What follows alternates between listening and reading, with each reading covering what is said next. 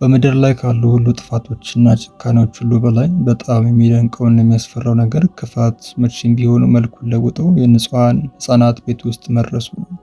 ሰላም የብሩክ ሞቢ ዞን ቤተሰቦች እንደምን አላችሁ? ዛሬ ይዤላችሁ የመጣሁት ልብን የሚሰብር የሰውን አእምሮ የሚፈትንና መጨረሻ ላይ ሳሎን ውስጥ ሆኖ ማየት ከባድ የሆነውን አንዱን የታሪክ ከባድ ምዕራፍ፣ ሁለተኛው የዓለም ጦርነት ጥላ ስር ሁለት የ8 ዓመት ሕፃናት፣ አንዱ ናዚ ኦፊሰር ልጅ፣ ሌላው ደግሞ በፒጃማ የሰፈረ የይሁዲ እስረኛ፣ በአጥር የተለያየ የጥላቻ ዓለም ግን በልብ ውስጥ ተፈጠረ የማይነጣጠል ወዳጅነት። ብዙዎቻችን ጦርነት ሲነሳ የምናስበው ስለ ጠመንጃ ድምፅ፣ ስለ ጀነራሎች ትዕዛዝና ስለ ግንባር ውጊያ ነው። ነገር ግን ትልቁ የጦርነት ግፍ ያለው በሰዎች አእምሮ፣ በንጹሐን ደምና በማያውቁት ኃጢአት የሚቀጡ ሕፃናትን በላይ ነው።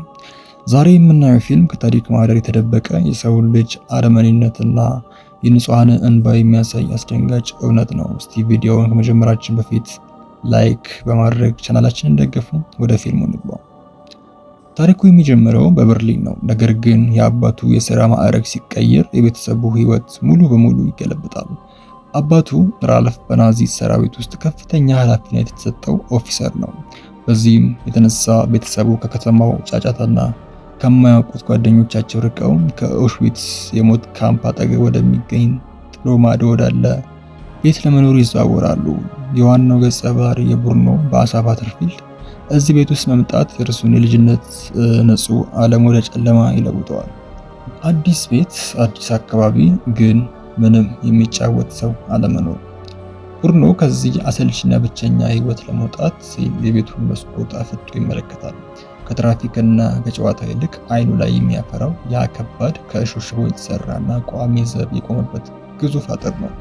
እዚህ አጥር ማዶ የሚገኙት ሰዎች ለምን ሁልጊዜ በፒጃማ ይለብሳሉ የሚለውን ጥያቄ የቡርኖን አእምሮ መብላት ይጀምራል። እዚህ ጋር ነው ፊልሙ በጣም የሚገርም አንድ መልእክት የሚሰጠን። አዋቂዎች አጥር የሰሩት ሰዎችን ለመለየትና ለማጥፋት ነው ሲሉ፣ ለልጅ ግን አጥር ማለት መተላለፊያ፣ እጅ መለያያ አይደለም። ቡርኖ የማወቅ ጉጉቱን መቆጣጠር አቅቶት የቤቱን የኋላ በር ጥሶ ወደ አጥሩ አቅጣጫ ይራመዳል። ርቀቱ ሲቀንስ ያየው ነገር አእምሮን ሊቀበለው የሚችለው አይደለም። እዚህ አጥር ማዶ ከሱ እድሜ ጋር የሚመሳሰል የ8 ዓመት ሕፃን ተቀምጧል። ስሙ ሽሙኤል ይባላል። ልብሱ የሰፈረው በፒጃማ መሰል የእስረኞች ልብስ ነው። በፊቱ ላይ የረሃብ፣ የድካምና የፍርሃት ጥላ ይታያል። ከዚህ ሰዓት ጀምሮ በሁለቱ ልጆች መካከል ያለው ግንኙነት ምስጢራዊ ግን ጠንካራ ጓደኝነት ይሆናል። እርስ በርሳቸው በየቀኑ በአጥሩ በሁለቱም በኩል የተቀመጡ ማውራት ይጀምራሉ። ቡርኖ በኪሱ የያዘውን ቸኮሌት እና ዳቦ ለሽሙኤል ይሰጣል። ነገር ግን አስቡት፣ ሽሙኤልን በዚያ ካምፕ ውስጥ የሚሰቃየው የሃይማኖቱ ይሁዲ በመሆኑ ብቻ ነው። ቡርኖ ግን ስለዚህ ፖለቲካዊ ጽንፈኝነት ምንም አያውቅም። ለሱ ሽሙኤል ልክ እንደማንኛውም ጓደኛ ነው የሚመለከተው ማለት ነው። እዚህ ጋር ፊልሙ አንድ ከባድ ጥያቄ ይጠይቀናል። ጥላቻና ዘረኝነት የት ነው የሚጀምሩት? መልሱ ግልጽ ነው። ጥላቻ በተፈጥሮ በልጆች ልብ ውስጥ የለም። እርሱ የሚዘራው በአዋቂዎች አእምሮና በፖለቲካ ስርዓት ነው። ሕፃናት ሰውን እንደ ሰው እንጂ እንደ ዘር አይለዩም። ነገር ግን በቤተሰብ ውስጥ ያለው ሁኔታ እየተባባሰ ይሄዳል። እናቱ ኤልሳ በአካባቢው የሚፈጸመውን ግፍ፣ ከጢስ ማውጫው የሚወጣውን አጸያፊ ሽታ እና የሰዎችን መግደል ስትረዳ ከባለቤቷ ጋር ትለያያለች ማለት ነው። ወይም ደግሞ እንግዲህ ትገፋፋለች። እና ዚዝም የገዛ ቤቷን ፍቅር እንዴት እንደበለው ስትገነዘብ ልቧ ይሰበራል።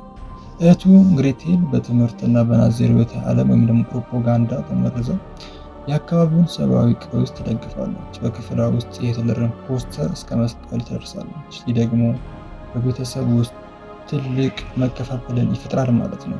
ቡርኖ ግን ከዚህ ሁሉ የፖለቲካ ራሱን አግልሎ ከሽሙኤል ጋር ባለው ግንኙነት ይጸናል። አንድ ቀን ግን ታላቅ አደጋ ይፈጠራል። ሽሙኤል አባቱን እንዳጣና ካምፕ ውስጥ ጠፍቶብኝ ይፈልጓል ብሎ በዝምታ ይነግረዋል። ቡርኖ ጓደኛውን ለመርዳት ወሰነ። እኔ አጥር አሻግሬ መጥቼ አባትን ልፈልግልህ በማለት የህይወቱን ትልቁና እጅግ አደገኛ ውሳኔ ይወስናል። እና አሁን ወደዚህ ዓለም በጣም ከባድና የሰውን ልብ ወደሚሰብር የመጨረሻ ምዕራፍ እንመጣለን ማለት ነው። ቡርኖ የናዚ ዩኒፎርም መሰል ልብስና ፒጃማ የሚመስለውን የእስረኛ ልብስ በመልበስ ከመሬት በታች ያለውን ትንሽ ቀዳዳ ሾልኮ አጥርን ጥሶ ወደ ውስጥ ይገባል። ለመጀመሪያ ጊዜ ጓደኛውን ዓለም በአካል ያረጋግጣል ማለት ነው። ነገር ግን ያሰበውና ያየው ፍጹም የተለያየ ነበረ። ካምፕ ውስጥ ሲገባ ያየው ውበት ሳይሆን የረሃብና የቆሻሻ የሰዎች ስቃይ የሚያሳየን ማለት ነው። በዚያው ሰዓት ወታደሮቹ ድንገተኛ ፍተሻ ወይም ደግሞ ስዊፕ ያደርጋሉ። እስረኞቹም በሙሉ ወደ ሻወር ክፍል ወይም ደግሞ በእርግጥ ወደ ጋዝ ክፍል ጋዝ ቻምበር እንዲሄዱ ሰልፍ ይዛሉ። ቡርኖ ከህዝቡ ጋር ተቀላቅሎ ሳያውቅ ወደዚያው ይገባል። ከውጭ በኩል እናቱና እህቱ ቡርኖን ሲፈልጉት አጥሩ አጠገብ ልብሱን ብቻ ያገኙታል። አባቱም ራልፍ ልጁ ካምፕ ውስጥ መሆኑን አውቆ በድንጋጤ እያለቀሰ ወደ ቦታው ይሮጣል። ነገር ግን በጣም ዘግይቶ ነበረ። በዚያ ጨለማ ክፍል ውስጥ ቡርኖና ሽሙኤል እጅ ለእጅ ተያይዘው ይቆማሉ። ልብ የሚነካው የጋዝ ክፍሉ በር ሲዘጋ የሁለቱ ንጹሃን ህፃናት ህይወት በግፍ ይቀጫል ማለት ነው። አባታቸው የሰው ልጅ ለማጥፋት የገነባው የሞት ማሽን በመጨረሻም የገዛ ልጁን ህይወት ቀጥፎታል ማለት ነው። እንግዲህ ቤተሰቦች ዘ ቦይ ኢን ዘ ስትሪፕድ ፒጃማስ ተራ ፊልም አይደለም። የሰው ልጅ ዘረኝነት፣ ጥላቻና የጦርነት አስከፊነት የሚያጋልጥ ጥልቅ የሞራል ጠባሳ ነው። ይህ ፊልም በዓለም ዙሪያ በሚሊዮኖች የሚቆጠሩ ሰዎችን እንባን አፍስሷል። ጦርነት ማሸነፍ ሊሆን ይችላል፣ ነገር ግን የንጹሃን ህፃናት ህይወት ሲጠፋ አሸናፊ የሚባል ነገር አይኖርም። እናንተስ ይህንን ፊልም እንዴት አያችሁት? ምን አይነት ስሜት ተሰማችሁ? ሀሳባችሁን ከታች ባለው የኮሜንት ሳጥን ውስጥ ጻፉልኝ።